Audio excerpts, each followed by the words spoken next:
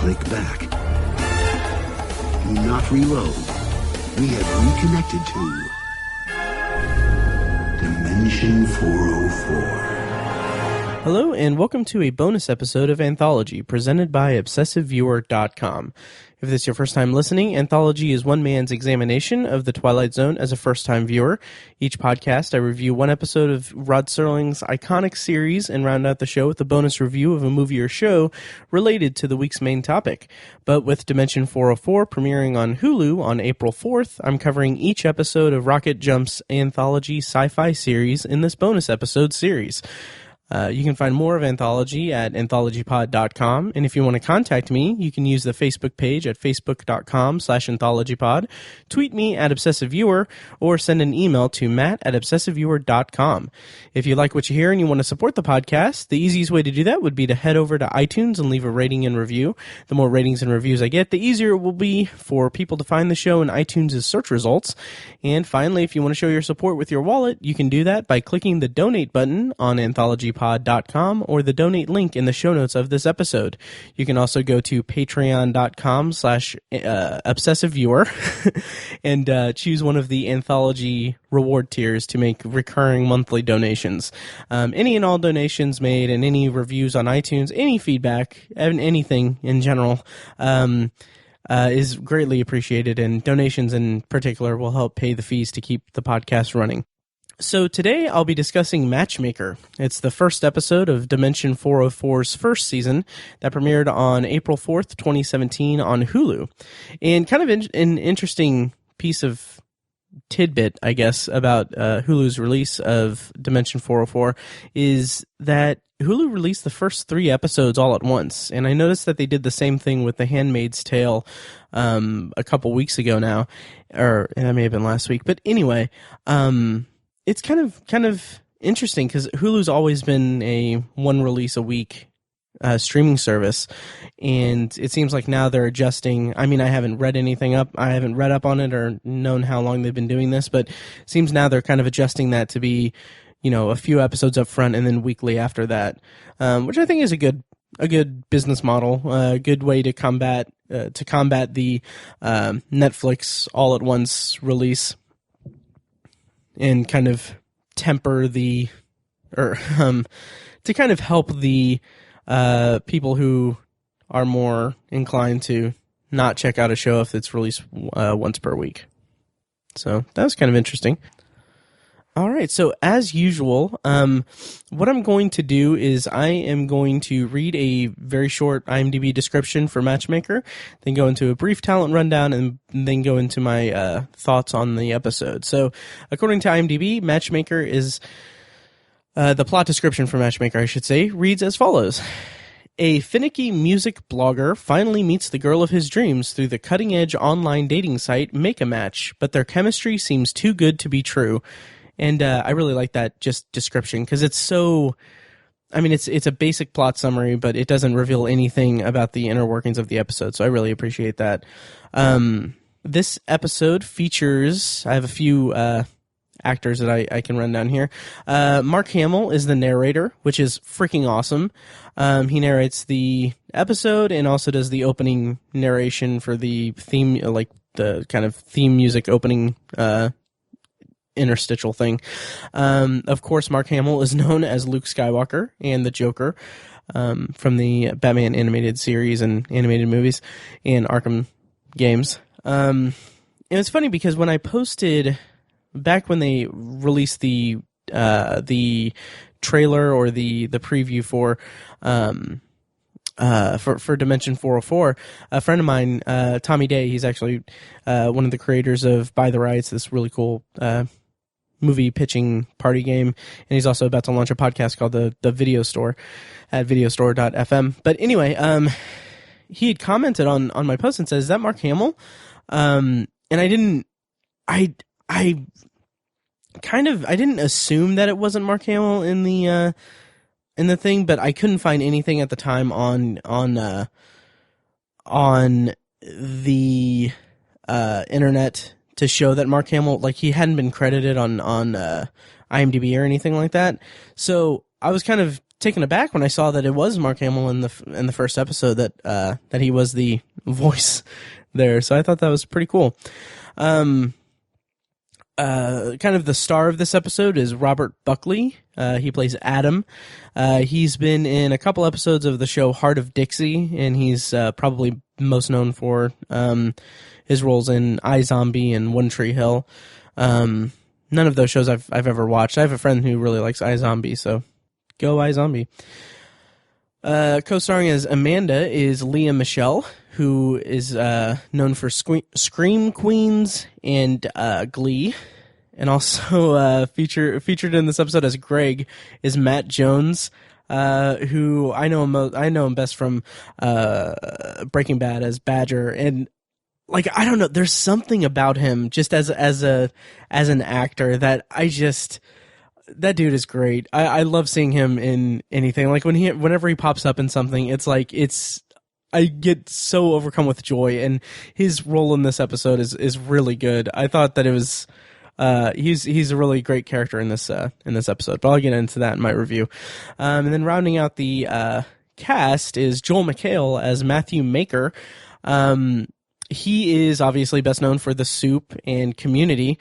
I'm a big fan of Joel McHale, and I just found out when doing research for this that he is going to be in the David Wayne Netflix movie about National Lampoon. The movie's called A Futile and Stupid Gesture, and Joel McHale is going to play Chevy Chase, which is amazing to me because Chevy Chase was in Community with him, and it's really interesting casting there. So I can't wait to see that. Writers for this episode are Desmond Dolly and Will Campos and Jake Andrews. I'm going to kind of, since they're all kind of, alums of RocketJump, and this is the first episode of my review series for Dimension 404, I figured I would take this moment to kind of give a little bit of background from what I can tell about RocketJump. Truth be told, I haven't been following them that much, or I haven't... This is kind of my introduction to their work as well. So I did as much research as I could, and I'm going to check out some of their stuff as well, because as I get into this description here, it's kind of tailor-made to like my interests and everything. So from their website, they have an About section that's really thorough and really detailed, and I'll just read a small snippet from it. According to the website, it says, "We're a weird hybrid studio production company that, at our core, strives to bring you fun, genuine entertainment, whether it's TV shows, feature films, short films, live streams, tutorials, or anything in between. We pride ourselves on making better stories than you'd expect and with more heart than you'd imagine." And that blurb kind of like spoke to me. Like that kind of, it just seems like it's these guys are people who are content creators who clearly love the creation of the content as much as they love the content that they're creating.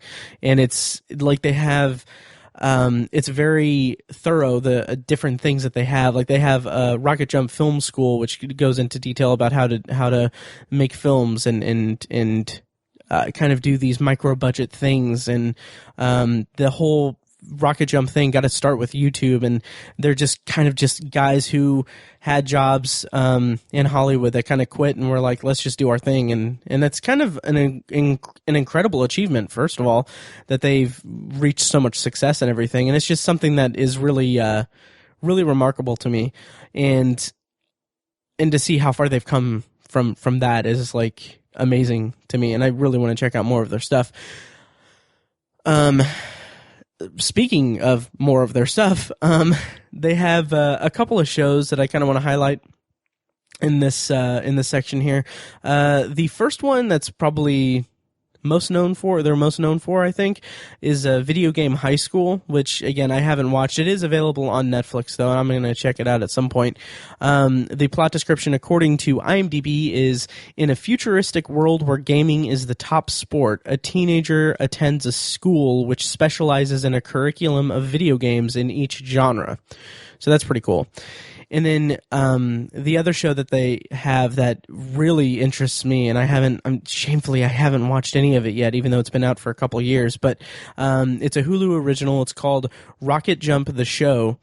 It's a behind-the-scenes look at how short films are produced by the internet sensations from RocketJump, shows various aspects of the filming process, as well as a new short with each episode. Like that, I think it's like 8 episodes. That sounds really up my alley because, as you listeners know, here at ObsessiveViewer.com, we do the Obsessive Viewer podcast and then Anthology, and then we also do Shocktober in Irvington every year, which is an event where we screen short horror films from local filmmakers and talk to them about their process and about making their short films and everything. So seeing something like this is really, really up my alley. And as far as like Dimension 404 is concerned as well, they have released a ton of behind the scenes featurettes even before like they announced the show, or before not announced the show, but before the show like had a release date and everything. They had like little like production diary videos that were like really, really candid and really interesting. I really liked getting a peek behind the curtain there. And I don't know. So my introduction to RocketJump is all of this, and it's kind of just, I don't know, it's something that I'm really gravitating toward. I'm really appreciating. And directors for this episode are Steven Cedars and Benji Kleiman.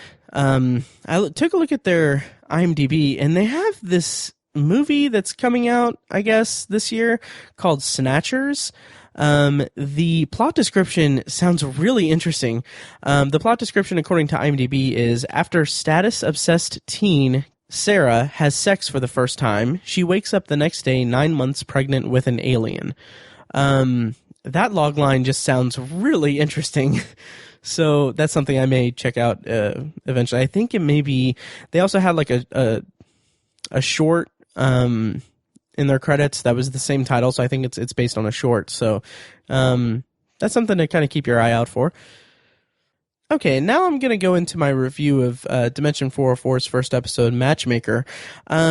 To kind of not really change things up, but usually I go completely spoilers off right off the bat. But I kind of want to just mention like my initial thoughts in a spoiler-free setting, and then I'll go into more in-depth things. That way, if you're on the fence about getting Hulu, or if you're on the fence about checking out the show, you don't have to risk hearing me talk in detail about the episode in spoilers before making that decision. So for those of you who are still considering getting it and checking it out, here's a very brief my initial thoughts on the show on this episode in a non-spoiler fashion. So here we go. So Matchmaker, I thought it was a fun episode, and I thought it was a really good opener for the series. It was a good way to kind of introduce us to this world that they're crafting, this Dimension 404 alternate reality kind of thing. It was a good kind of introduction to the mechanisms of the show going forward. The concept of online dating is definitely relatable. And also the magic of meeting someone that you think is perfect. Like those two parts of the show of the episode are really what stood out to me as kind of the most relatable and honest depictions of that in the show, like the most honest depictions. The episode has some strong twists that kind of at some points it ended up being a little bit darker than I expected, but the overall morality of the episode is strong, and kind of the subtext of relationships and how we process things. It's surprisingly sweet, and I really appreciated it. And based on this single episode, I would recommend checking it out. Like just pay for a month of Hulu and binge watch it, and then you can cancel Hulu. I think it would be definitely worth I think it's like up to like $11 for Hulu now, or 10 or 11, maybe 8. I don't know. Anyway, definitely worth it. It was a really strong first episode, and I dug it. Okay, and now I'm going to dive into my review. At this point, I'm going to go spoilers free. That's That's such a weird way to say that I'm going to go into spoilers. I'm going spoilers free, so that's going to confuse people. I'm going to start spoiling this episode of Dimension 404. So if you are interested in watching the show without being spoiled, feel free to turn off this episode and go check it out, and then come back and listen to the episode. I know some people are okay with getting spoiled. I don't get it. I am the type of person who does not want any spoilers coming through at all until I see something. So I take that with me into my podcasts. So I have adequately alerted you to the spoilers. So here's my review of Dimension 404's Matchmaker. Right off the bat, Mark Hamill doing the voiceover is really cool. I thought that I just love that. I'm not even a huge Star Wars fan, but I mean, I've been really getting into Batman the Animated Series and the Arkham games and really just Batman in general, and hearing Mark Hamill do the Joker is just, I mean, he is incredible. And his voice is perfect for this.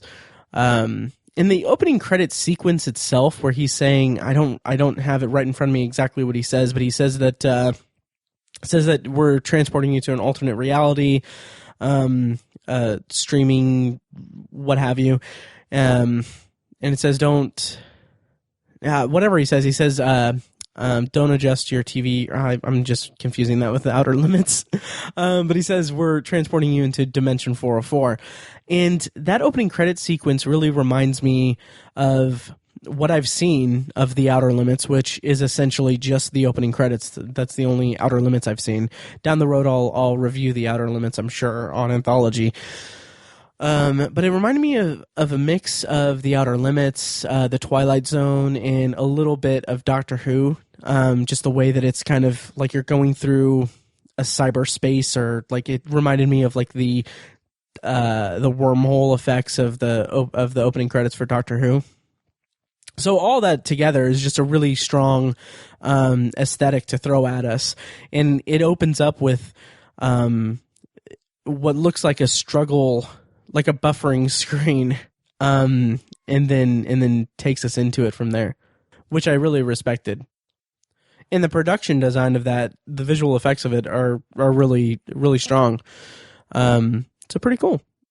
So the opening scene has Adam sitting at a coffee shop with the woman from Make a Match, not knowing that it is a woman from Make a Match. He doesn't know the scenario that he's about to learn about in his life, and like the truth about his life and everything. But it's presented as a really brutal first date, and I think it's a really cool misdirect. I mean, I did not see the twist coming at all, and I remembered thinking that the scene right at the start seemed a little bit out of place, but I kind of counted it as maybe it was just not written that well, or maybe not that well, but I felt like it wasn't written.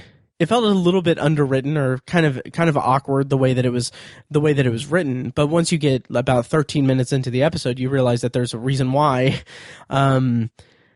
And that was kind of a cool misdirect, because I remembered thinking that the scene was out of place, but I didn't get the impression that anything was that amiss. I didn't realize that it was going to go down that way. So kind of props to that first scene, because that seems like a hard tightrope to walk, because you have to present this guy, you have to present this character as someone who's struggling with dating and trying to find his perfect match, while also putting down clues for, the big reveal after the end of the first act, that it's all a ploy, and that he's like he's not a real person. Like, he's a clone, and he's tailor-made for this woman, and it's a tough thing to really pack into that opening scene, while also making it more humor driven and making it comedic. And I think for what they did, even though it did feel just a little bit out of place at the first start of it, at the first watch of it, I should say, it still was well done, and it fit well into the greater episode. Like, in retrospect, rewatching it, it felt more appropriate upon rewatch, and very much not out of place, because you know kind of what all's going on. And my next kind of note there is that I like how the show seems to be taking a cue from Serling and the Twilight Zone. Mark Hamill's narration mentions that Adam is about to meet Amanda, who resides on the Upper West Side or Southern Side or whatever of Dimension 404. It's presenting this Dimension 404 as this physical place that's outside of our reality, and even if that's like a thing that's cribbed from Twilight Zone or even The Outer Limits or basically any other anthology show, it's still effective, and it still brings us into this world in a really effective way. And I'm jumping a little bit ahead of myself, but they kind of go a step further by having like a weird visual effect on the screen, like the picture resolution breaking at certain points, like mostly after right before act breaks.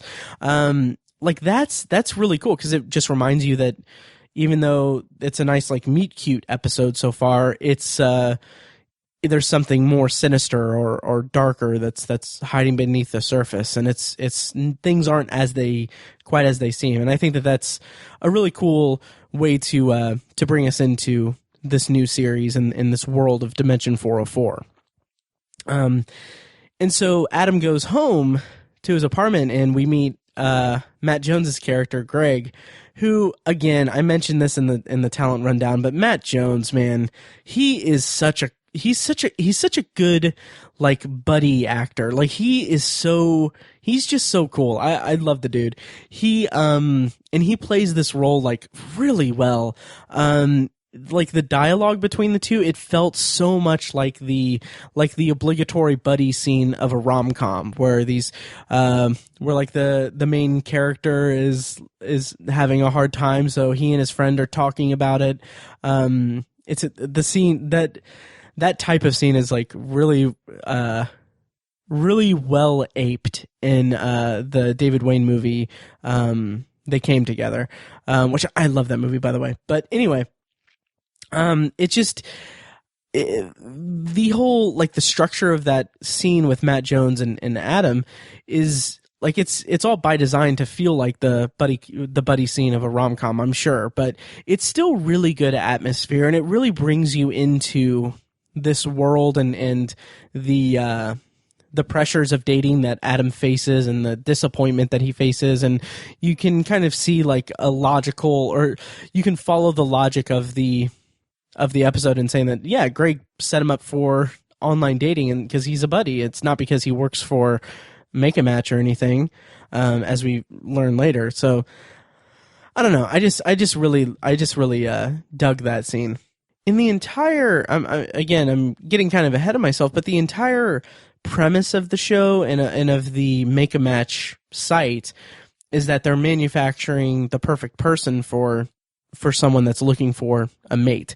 They're literally manufacturing a person, and it's like they're doing that rather than the person finding someone that they connect with. And it's a little disturbing and just a little bit depressing, on the surface at least. And we get a really good scene with Joel McHale later in the episode that kind of dives into that a little bit more in the kind of deeper meaning behind it. But just on the surface, it's a little disturbing to think that people are so distraught or so lonely that they want to have someone that's created for them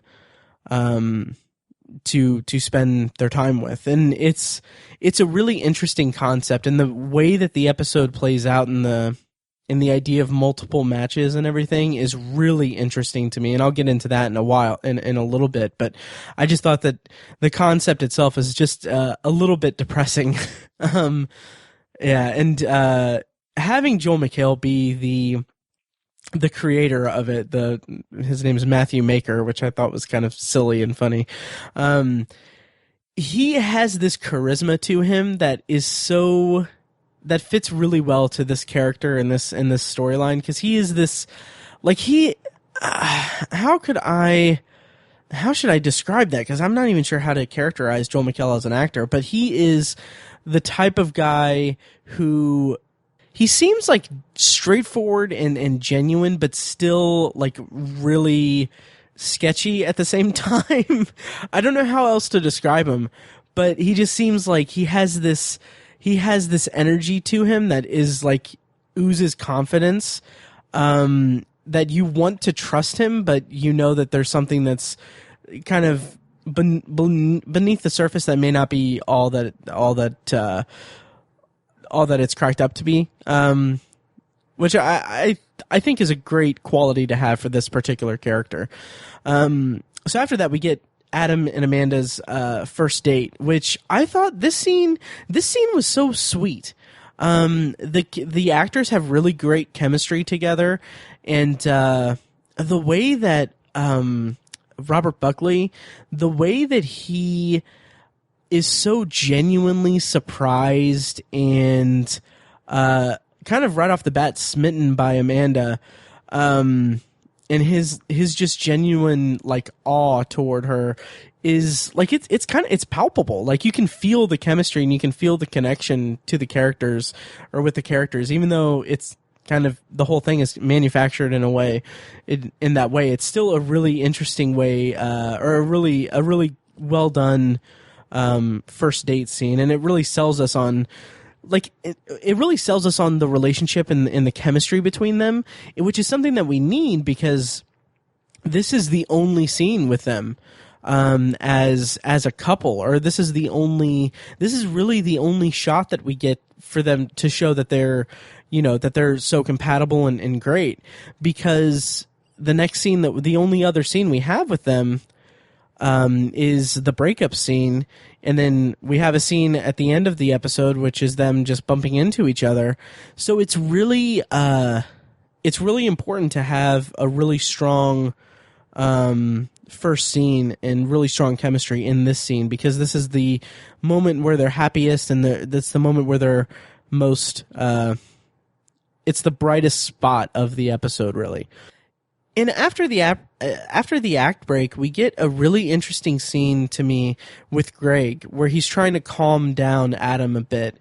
And it's really interesting to watch on a second viewing, because Greg works for Make a Match, and he's like off the bat when Adam tells him that he's in love with Amanda, and then he wants to buy her a ring, not an engagement ring, but something really nice. Greg kind of, he's like. He raises, like, he gets up and he's like, you need to calm down, just take it slow and everything. And it's interesting for a couple of reasons, because Greg is he's paid to be the best friend of the biogenetic love companions that are for Amanda. So he's met like 4 of these guys at this point, and the 5th one seems like, and it's kind of confirmed later in the episode, that Greg is better friends with that iteration of Adam. Like they're buddies, and he doesn't want to see him get, discarded. And it also plays really well to the rom-com feel of it, because you don't suspect that at that point, that he is working for the company. He's just looking out for his friend, and it works for. It works as a kind of a double-edged thing, where he's helping him or he's giving him that advice because he's friends with him, but it's also because he knows what's on the other side. He knows that if he scares her off, he's going to get taken away. So it's kind of an interesting layer there. And like this whole first like segment of the episode is it's so fast paced, because we've got so much already, and we're only like maybe 10 to 12 minutes into the episode. And it kind of culminates, or this section of it kind of culminates with the scene where Adam goes to Amanda's or speaks to Amanda, and he is pouring his heart out to her. And I love the way that this episode, this sequence is structured, because it is creating this romantic comedy monologue scene where he's like, I want to spend all my time with you, and no, like she freaks out and then tells him that she can't deal with something so serious at this time, and then he like rejects that, and he's like, no, we're meant to be together, and like he starts to do this whole rom-com monologue, and the music starts to swell up, and then she just takes out her phone and blocks him. And the Make-A-Match people come in and take him, and it's so disorienting and so out of nowhere and so quick that I really appreciated it for a comedic effect and for the surprise of it, because I wasn't quite expecting that. And the fact that she used her phone to do that reminded me a little bit of Black Mirror and how they had a block function in White Christmas. To an extent, it reminded me of that. So now we're like 13 minutes into the episode, and the episode itself throws this huge curveball at us. And I felt like this was really good for an opening episode, for the most part. So it was really good for us to be disoriented so soon in the episode. Like I was so surprised by it, because you would think that they would save something as big and earth-shattering for the ending, like make it be like the whole episode be them struggling with their relationship, and then it turns out that he has been a clone this whole time, and that's how it ends. But this way, we get this whole other way of looking at the scenario and the world building and everything that goes into the episode after Adam is put back in to the Make-A-Match like place, and the episode itself becomes something completely different.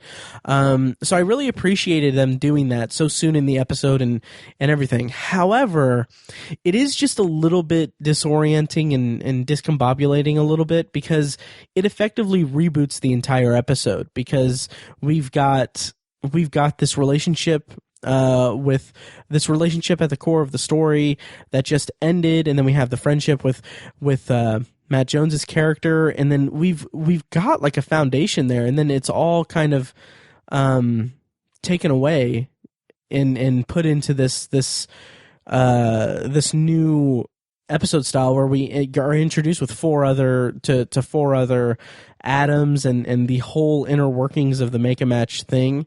So it's a little bit disorienting. It's a little confusing for just a second, and it reboots the episode and everything, but it wasn't anything that I had too much trouble with, because it did end up really expanding upon what this Make-A-Match thing is all about, and it really was a really effective world building for me. So it's a bit of a trade-off, but once you get past that initial disorientation, it works in the episode's favor quite a bit. And I like kind of the hints at a deeper futuristic world outside of the Make-A-Match thing, because in the video, Matthew Maker, he says that we can't, something to the effect of, we can't kill the biogenetic love companions. So you can, if you've been rejected, you can have a prosperous life here. And it's funny because it's just a couple of like, you can have a prosperous life here with a job, and he names like 3 just really, really menial jobs. Or you can donate yourself to the biogenetic recycling thing, which is basically killing yourself. And he says that we can't kill them due to the Sentient Life Form Protection Act, which I thought that was a nice like little piece to throw in to kind of hint at a more futuristic world. It was a pretty cool piece of background. So when I was rewatching this episode and it went into the whole description of what this Make-A-Match thing is all about, that they're creating a match specifically for the client. It's really interesting because I could see it as being a service to kind of create a new relationship for every new phase of your life, and that's kind of the impression I got from the parody commercial breaks that happened throughout the rest of the episode, it kind of seemed like, oh, now if this girl is into kind of a cowboy thing, she can make a cowboy for herself, or kind of a country guy, or like if you're into a certain type of thing in your life, you can pick someone who is compatible for that interest level and everything. And I thought that it was a really interesting avenue to go down for this episode, because it kind of speaks to the different phases of your life and how you change over time, for sure. And then we get a look at the kind of menial job that Adam gets, and it's this really gray, colorless world. The guys eat gruel, and it's just like they're just going day to day doing the same thing. It's kind of they're just nothing is engaging in their life, and I feel like this segment in this section really sums up the kind of post breakup funk that you get, because like if you're in a relationship and you get dumped or the relationship ends, a lot of people have this feeling that it's like completely gray, and everything is just really nothing can excite you anymore for that time period. And it feels like this was a good visual representation of what that feeling is like. And what's worse is Adam seeing the clone for Adam 6, where he is seeing the modifications, and that is so brutal and heartbreaking, because it's seeing what your ex wanted to change about you, about who you are as a person. What was it about you that didn't work for you, work for your ex? And it's like, that is so brutal to see. Yeah. Oh, that one hurt. And then, so the episode kind of goes into a different avenue than what I was expecting. So, the fifth mark, Adam Mark 5, Adam Mark 5, Adam version 5, Adam 5. He pretends to be Adam 6, and that's a good strong way to go. And it made me think that he would get away with it, and the whole episode, the rest of the episode would be him going back to Amanda and fixing things and being with her forever and everything. But the episode doesn't go that route. It turns into this uprising and this kind of this uprising that goes on. And I think that that's a really interesting avenue, as I'll talk about here in a moment, because yeah, I'll talk about that in a minute, because I want to touch on this next scene where, after he's found out to be impersonating this Adam 6, he has a conversation with MatchMaker, and that scene, first of all, the scene where they're just sitting there and he's eating, and it's all white and everything, it reminded me very vaguely of the end of 2001: A Space Odyssey. Just really vaguely. I don't know if that's by design or if that was intentional, but I kind of got that sterile environment and very kind of serious tone and everything. It reminded me a bit of the end of 2001. But anyway, I really liked the dialogue in this scene. The way that Joel McHale's character kind of talks about he emphasizes like what went into creating Make a Match and why he did it. His wife had died, and there was no, he knew that no one, he actually says there's not someone out there for everyone, but there should be. I thought that was a really poignant thing to say. Like that's really kind of profound, because it's showing that he's not an evil person. It's just he wants people to have their perfect match. And then that kind of sentimental kind of gesture kind of gets shot to hell, because he says he tells him that he compares Adam to a cow, and he says cows don't leave the slaughterhouse, steaks do. I thought that scene was really great, really well done. And then we get another sweet moment between Greg and Adam where Greg shows him Amanda's video from when she first joined the service. And I like that they showed that other side of it, because it shows that they're not like, because you get the parody segments for the Make a Match commercials there, where each one is different. Each one is, the girl is getting more and more just tired of the guy's crap, and just getting really, really unhappy with it each iteration. And then it kind of gets you, like, I was finding myself up until this scene with Amanda's original video. I kind of got the impression, like, how, like, the clients that are ordering these matches are kind of horrible, because I mean, they're just like, they're ordering a specially made person and then rejecting them when they don't feel a connection with them, or they're changing them out for something that fits their personality a little better.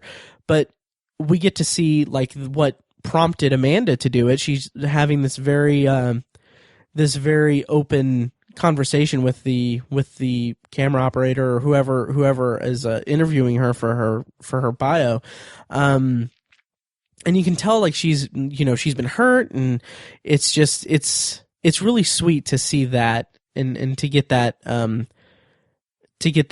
shown to us. And I like the gesture that Greg makes, and he says that because he says that Adam is, or because Adam says that he's nothing without Amanda and all that stuff, and so Greg is showing him, like, this is what you are, this is what, like, this is the person that she wanted, and this is the person that you are at your core. I thought that was really sweet. And then that kind of completes Adam's his characterization a little bit, because he has this moment in the cafeteria where Tokyo Heartache comes on, and he has this big speech about how they don't need Amanda, and that they can't let one relationship control their lives, and they need to, get past it. They're great people. Like, it's this really optimistic and really true to post breakup feelings. It's really cool to see him kind of rally the troops. And then that's when the uprising starts, and that's when the kind of the riot thing happens. Which I'll get to in a second, but first I just want to say the gruel that they're eating, I kind of think it looks a little good. I don't, maybe it's just me, but it kind of reminded me of strawberry milk, or like a strawberry milkshake or something. I don't know. It looked good. But anyway, so all the clones and everything, they create this uprising, they fight back and everything. And we're almost to the end of the episode, and you do need, like, a big thing at the end. I felt like putting Maker into the recycler, I felt like that was just a little bit dark. Like, I don't know what that means for the world on the outside, because they just killed a human being. They're creations who just killed their maker, and it's like, it seemed a little bit dark and a little bit disturbing to have them just kill the dude. But it was fine. It was a minor issue for me, I guess. And then the episode ends with Adam running into Amanda in this it's a very genuine kind of moment where they meet, they see each other, and they just happen to run into each other. It's kind of the quintessential, like, oh, we've broken up, but here's how's it going, catch up kind of thing. I thought it was really sweet. It was awkward, and it was nice. And I liked that they left it open ended. She wants to see him again, or she says that they should get coffee sometime, and then he tells her about the band and everything. It felt just very natural and very, very sweet. And I liked how it was open ended at the end, and kind of the parting shot of the flyer for Adam and the Atoms. I thought that was a nice touch. I thought that was kind of cute. So yeah, so that was. I mean, that's my review of Dimension 404's Matchmaker. Overall, I mean, I didn't go into the show expecting Black Mirror levels of bleak worldviews, or I didn't go into it expecting the Twilight Zone level of social commentary or anything. But honestly, I felt like this first episode is just a really good introduction to what I hope the rest of the show continues to be. It's a somewhat lighthearted science fiction anthology show, but with some surprising heart and message behind it. We got a lot of really cool, like, post-breakup kind of emotions, and the way that the color palette changes a little bit here and there, and how it becomes a visual representation of the post-breakup funk that people feel themselves in, and that post-breakup depression that people feel. I thought it was just really honest in that portrayal, and very much a sweet and lighthearted with a little bit of darkness look at, you know, what makes us who we are, and what makes us feel so connected to other people, and things like that. So overall, I thought it was a good good introduction to Dimension 404, and I'm looking forward to checking out the other 5 episodes that are now all on Hulu, because I took my time with getting this first bonus episode up. I'm a little bit rusty with the solo podcasting. I took a little bit of a hiatus, and I've got a bunch of stuff going on now, so hopefully I can keep going and keep being consistent and everything. But as always, I really appreciate you guys listening and everything. The next bonus episode is going to be for the episode of Dimension 404 titled Cinethrax, which features Patton Oswalt, which I'm pretty excited about because I love Patton Oswalt, and I don't know anything about it, but it's about movie going, I'm sure, which I'm a huge fan of, obviously. So check back in a bit for that episode. And if you're joining me for this bonus episode series just because you're a fan of Dimension 404 and you haven't checked out my other anthology episodes, feel free to go check them out at anthologypod.com. I have the whole first season of The Twilight Zone reviewed, and also every episode of Black Mirror. I have solo reviews for that series. So I hope you enjoyed this, and I hope you check out the rest of my stuff. Yeah, so that's about it. Next week on the main episodes of Anthology is episode 2 of season 2, titled "The Man in the Bottle," and a bonus episode, or a bonus review of an episode of The X-Files. So check that out this coming week, and yeah, that'll do it for this special bonus episode of Anthology.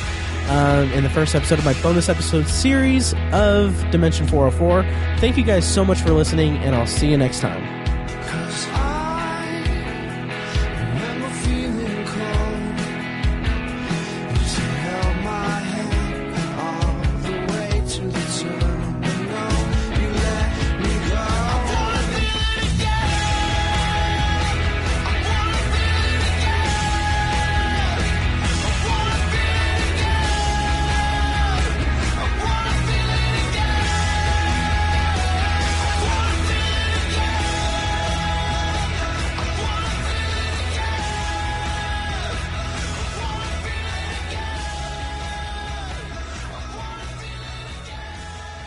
Thank you for listening to Anthology, presented by ObsessiveViewer.com.